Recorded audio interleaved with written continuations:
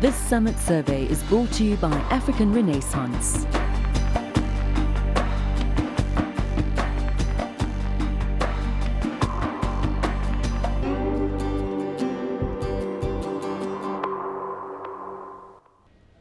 Welcome to the Summit Survey. I'm joined now by Professor Musa, who is the project manager at the National Department of Transport. And we're talking African Renaissance. Now the festival, which is the 14th festival, is kicking off on the 24th. It's a two-day festival.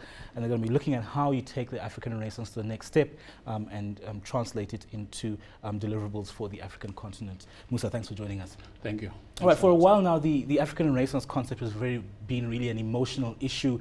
Thabo Mbeki has been talking about it when he was president. How do we now take this to the next step to make it a real tangible outcome?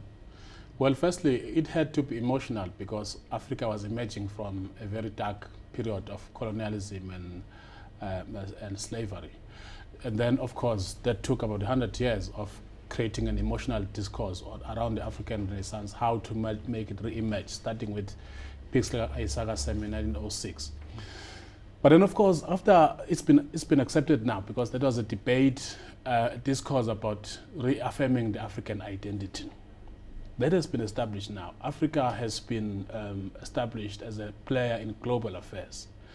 And some of the issues that went with that discourse was to make sure that Africa is a stable continent, so that it's a democratic continent, so that development could take place.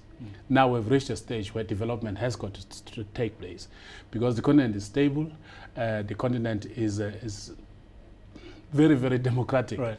So development has been kick-started by the AU talking the language of infrastructure. Our President Jacob Zuma is a chairperson of the AU infrastructure committee.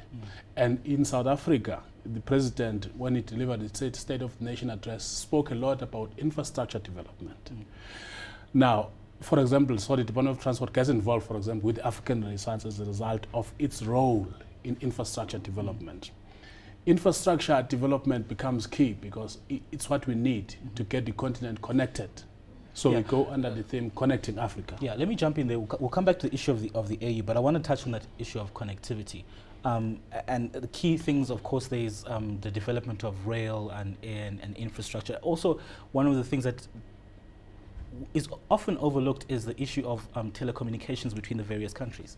No, it's not overlooked. I think actually what has happened is that in the area of ICTs, a lot of development has taken place in Africa, especially with cell phones.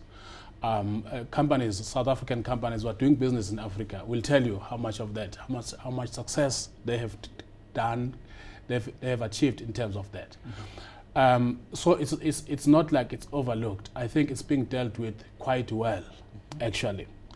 There's lots of challenges there, but the role players in the ICT sector, and it is part of the infrastructure, are doing very well. There's also the issue of energy infrastructure, for example, where you find ESCOM playing a major role all over the sub-region of SADC in the provisioning of energy.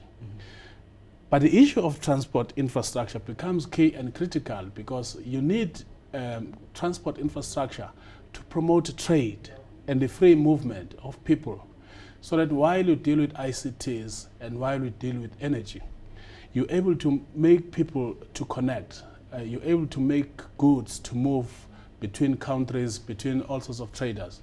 So you need rail. For that, you need rail, you need road, you need air, and you need maritime to be activated and to be made efficient.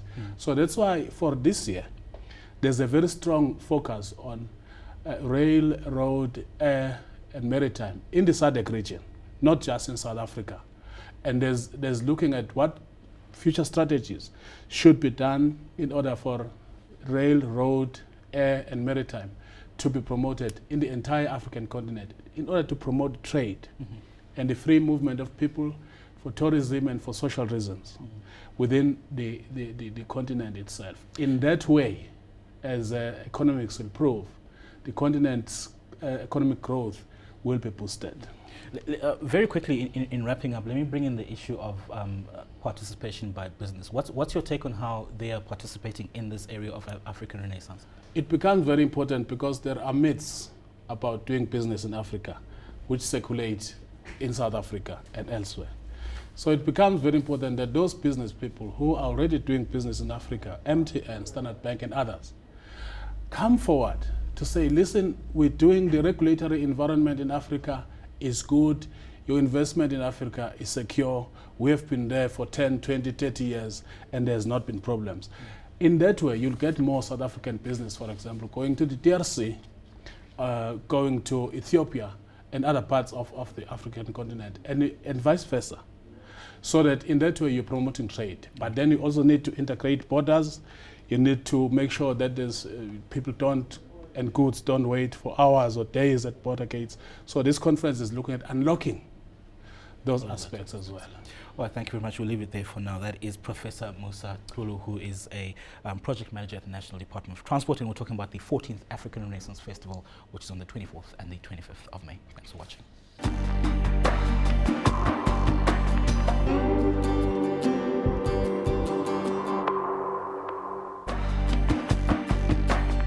This Summit survey was brought to you by African Renaissance.